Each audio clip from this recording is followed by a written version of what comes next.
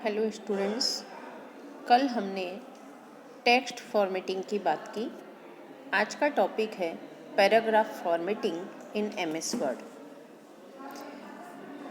Paragraph क्या होता है, सबसे पहले ये चीज़ समझनी होगी। तो जब हम कोई भी डॉक्यूमेंट तैयार करते हैं एमएस वर्ड में, तो डॉक्यूमेंट पेजेस का कलेक्शन होता है और पेजेस में हम कंटिन्यू टेक्स्ट राइटिंग करते हैं। परंतु कई बार हमें कोई नई बात लिखने के लिए लाइन चेंज करके नए टॉपिक को वहाँ लिखने की आवश्यकता होती है। तो जब हम नया टॉपिक या नया मैटर नई लाइंस से लिखते हैं और उसके बाद उसमें कुछ लाइंस कंटिन्यू लिखते चले जाते हैं, तो ये जो बनता है ये पैराग्राफ होता है। यहाँ जैसे लिखा हुआ है डेफिनेशन में, a paragraph as you know is a piece of continuous text written without pressing the enter key. The current paragraph ends and the cursor shift to the beginning of the new paragraph. जैसे ही हम लिखते चले जाते हैं और enter की को press नहीं करते, तो जब हम एंटर की को प्रेस करते हैं, इसके बाद फिर हम जो लिखते हैं वहाँ से नया पैराग्राफ स्टार्ट होता है। बहुत सारे ऑप्शंस दिए हुए हैं एमएस वर्ड के फॉर्मेट मेन्यू में। वो जो फॉर्मेट मेन्यू दिया है उसमें टूल्स, उसमें मेन्यू बार में, वहाँ फॉर्मेट मेन्यू के अंदर बहुत से ऐसे ऑप्शंस हैं जिनकी सहायता से हम अपने पैराग्राफ को फॉर्मेट कर सकते हैं। There are a number of options in the format menu that helps you to apply the various formatting features to one or more paragraphs, including the paragraph option, bullets and numbering options, border and shading options, etc. But just to make things simple we will use the formatting tool bar at most of the places for paragraph formatting. चीज़ों को आसानी से समझने के लिए formatting tool bar में जो options दिए हुए हैं, सिर्फ हम उन्हीं का यूज़ करके फॉर्मेटिंग सीखें।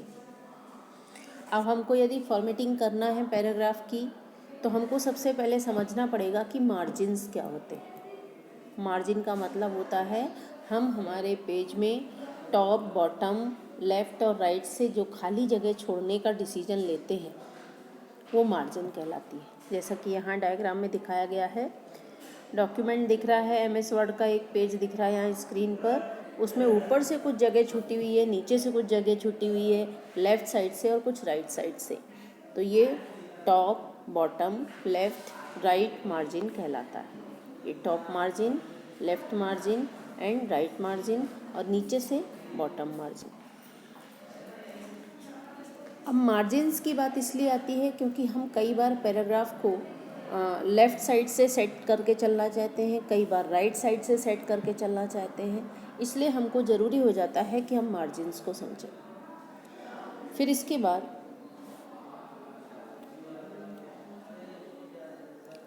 अलाइनमेंट की बात आती है, क्योंकि अलाइनमेंट का संबंध किससे है? मार्जिन से है। जब हम ये डिसाइड करें कि लेफ़्ट साइड से पैराग्राफ की हर एक लाइन सेम पोजीशन पे स्टार्ट हो, तो ये लेफ़्ट अलाइनमेंट कहलाता है, किसका? पैराग्राफ का। और ये फॉर्मेटिंग का सबसे इम्पॉर्टेंट फीचर है कि हम पैराग्राफ को कैसा अलाइन करना चाहते हैं। तो सामान्य रूप से चार प्रकार के अलाइनमेंट होते हैं: left align, right align, centred align and justified. तो ये अलाइनमेंट हो गया। जैसे यहाँ आपको दिख रहा है कि ये जो पैराग्राफ लिखा हुआ है, इसमें लेफ़्ट साइड से हर एक लाइन सेम पोजीशन से स्टार्ट हुई है, जबकि राइट साइड में डिस्टर्बेंस है। इसका मतलब ये पैराग्राफ कैसा है? ये लेफ़्ट अलाइन पैराग्राफ है। इसके बाद फिर आगे देखिए, ये क्या है कि हम अलाइनमेंट चेंज कैसे करेंगे। सबसे पहले तो वो पैराग्राफ के ऊपर कर्सर लेके जाना पड़ेगा जिसका अलाइनमेंट चेंज करना है। फिर हम क्या करेंगे? हम जाएंगे उसके फॉर्मेटिंग टूल बार में, पैराग्राफ फॉर्मेटिंग टूल बार में। यहाँ देखिए ये चार ऑप्शंस दिए हुए हैं: left alignment, right alignment, centred and justified. यही चीज़ इन्होंने बताई है यहाँ पे। अब इसमें से जो हमको चाहिए वो हम चूज़ करेंगे। ये देखिए, ये पैराग्राफ फॉर्मेटिंग के अंतर्गत चारों टाइप के अलाइनमेंट का बताया है इन्होंने। अब इसके बाद अलाइनमेंट सेट किया हमने। अब इसके बाद अगर हमको ये सीखना है कि नया पैराग्राफ कैसे बनाएं, तो अगला टॉपिक है breaking the text into paragraph. तो आप जानते हैं, आपने वर्ड प्रोसेसिंग के फीचर्स में पढ़ा था कि वर्ड प्रोसेसिंग जो सॉफ्टवेयर्स होते हैं उनकी एक बहुत बड़ी फैसिलिटी होती है वर्ड व्रैप की, WRAP व्रैप। वो फैसिलिटी क्या है? फैसिलिटी ये है कि जब तक हम नहीं चाहें कि नया पैराग्राफ बने, तब तक हम अपनी टाइपिंग को कंटिन्यू कर सकते हैं। हमको लाइन चेंज करने के लिए उसके एंटर की को यूज़ करने की ज़रूरत नहीं है। क्यों? क्योंकि लाइन जब भर जाएगी तो वर्ड व्रैप फैसिलिटी की सहायता से ऑटोमेटिकली सॉफ्टवेयर लाइन को चेंज कर देगा। हमको लाइन चेंज के लिए एंटर की तभी प्रेस करना चाहिए जब हम नया पैराग्राफ बनाना चाहते हैं। तो जब भी हमको नया पैराग्राफ बनाना है तब तरीका क्या है कि हम एंटर की प्रेस कर दें। अब उसके आगे जो हम लिखेंगे वो नए पैराग्राफ में लिखा जाएगा। यहाँ लिखा है, you can break a paragraph text into many paragraphs by using the following steps. मैंने पहले भी बोला था कि जो पीसी सॉफ्टवेयर के टॉपिक्स हैं इनके क्वेश्चन का आंसर स्टेप्स में दिया जाता है। जैसे मान लीजिए क्वेश्चन आ गया कि नया पैराग्राफ किस प्रकार बनाते हैं, समझाइए। तो आपको लिखना पड़ेगा कि MS वर्ड में नया पैराग्राफ बनाने के लिए निम्नलिखित स्टेप्स का उपयोग करेंगे।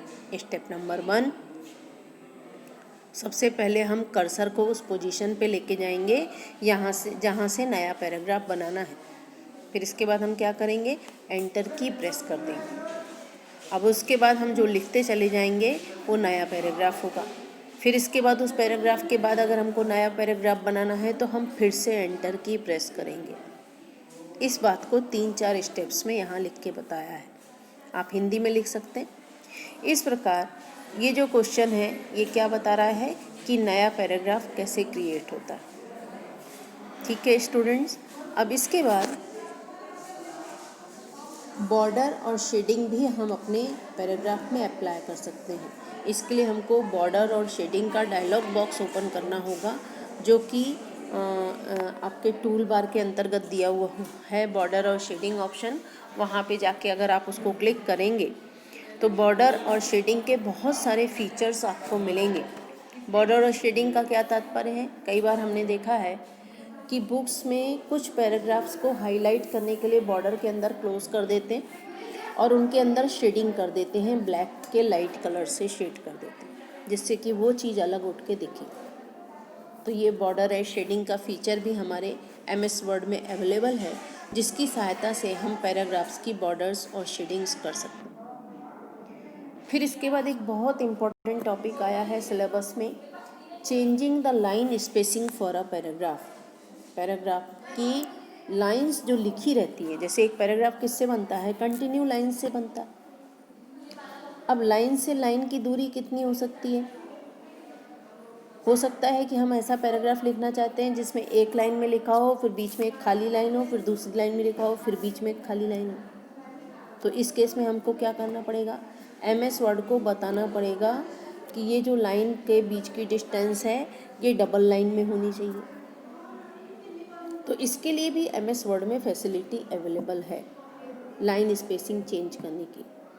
यहाँ लिखा है, by default MS word 2003 keeps a space of 1 line, 1.0 point बोलते उसको, 1.0 between any 2 lines of a paragraph. You can change the default line spacing according to your requirements by following these steps. सबसे पहला, place the cursor in the required paragraph or select the paragraph. Click on the arrowhead of the line spacing button. Select the required line spacing. वो tool bar में दिया हुआ है line spacing का option, उसमें से हम लाइन स्पेसिंग ऑप्शन को क्लिक करेंगे तो बहुत से ऑप्शंस दिखेंगे। कौन से होंगे? 1.0, 1.5, 2.0. The spacing between the lines of the selected paragraph will change accordingly. तो इस प्रकार हम पैराग्राफ के लाइंस के बीच की स्पेसिंग को चेंज कर सकते हैं।